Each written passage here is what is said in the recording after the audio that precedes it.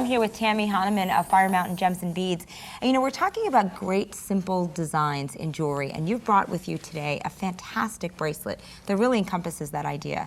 Thank you. It's a very simple design, and it's very clean and clean in lines. Well, I'm excited to learn how to get started with it.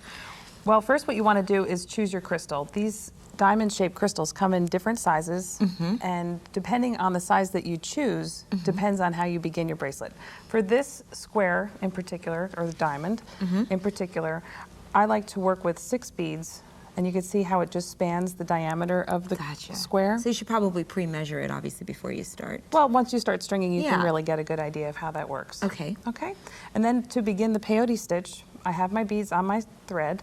I'm just going to pick up one more bead and begin my second row. And to begin the second row, you just skip your bead, your first bead on the first pass, and go into, Into the second. Into the second. And then you want to pull that tight.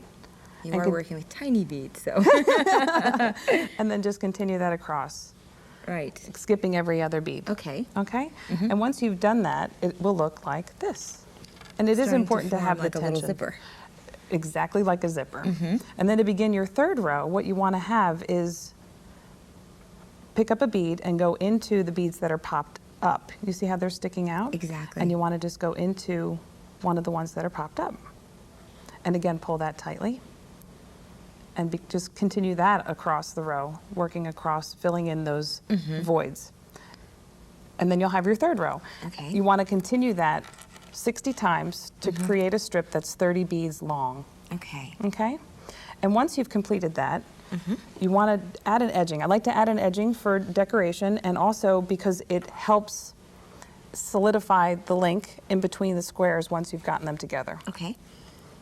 So I weave my thread so it exits out the third bead from the end, and I'll just pick up 3 beads. This is called a Picot Edging. Okay. I'll pick up 3 beads, go into the next bead in the row, in the peyote strip. So you're kind of skipping in one. Yep. Gotcha. Come up the next one.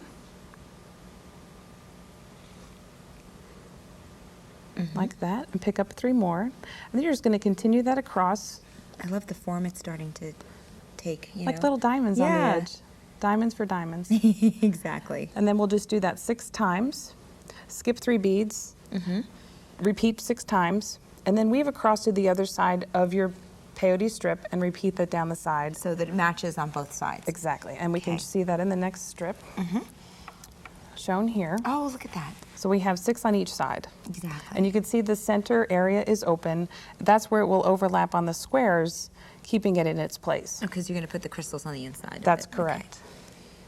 So I've threaded on 2 of the diamonds, and now it's time to zip up our strip. And the way to do that for peyote is to just go in and out of the beads that are popped up all the way down the row. Gotcha. And then it'll just start to come together just like a zipper. Your thread just becomes like putting together both parts. Both exactly. ends. Okay. And then to begin the toggle for the end, I create a peyote strip that is the same width wide and about 14 beads long. So it's about half as long as what we started with before. And we wrap that around one end of a crystal. Gotcha. And then zip that up as well. Same way. Perfect. And we can see that here. And that's for the end. That's a really cool way of having a toggle on it. Oh, look at that. Now I've woven my thread over to the center of that strip, and I'm going to begin the ladder stitch, which is a very simple, just pick up 2 beads. Okay. And then we're going to go into 2 beads here. And then you're just going to continue to repeat that around. Right. Picking up 2 beads, looping around. And just squeezing it helps through. to have. I do keep chain nose pliers handy to help pull that needle through. That's a good tip right there. Yeah. Just because the thread does get a little tight in the beads. And then you just want to pick up 2 more beads. Actually, I'm sorry, you want to go through here. Like to the one that. end there. Yep. So you're just really cementing that to the bead strip. Gotcha. Because it's going to hold your toggle, and you really want it to be secure. Yes, and speaking of toggles. Yes, let's get to that part. All right, to create our toggle, we're going to do another peyote strip that's about 6 beads wide and about 30 beads long. And then to make it stable, I like to insert 2 bugle beads. So I'll just put them in there, and again, just zip that closed.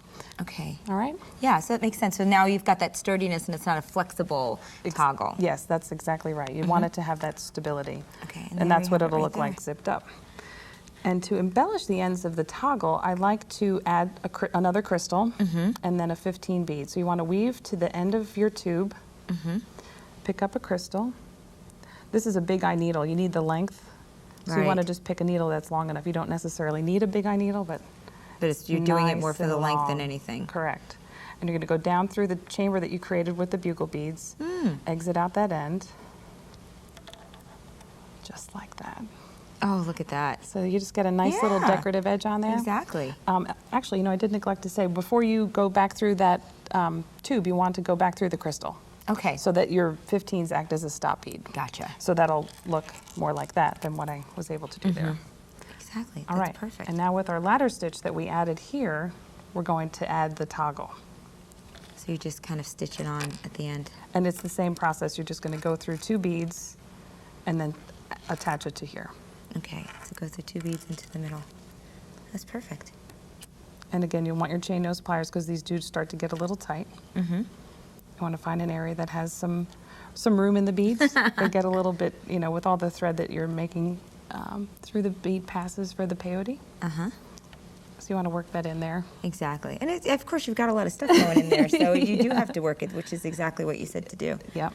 And then once you get that attached on there, you'll go back through there, work your threads in. And to end your threads, you just weave them in through your beadwork. Yeah. Back and forth, zigzagging around. That's and perfect. Trim your threads. I love it.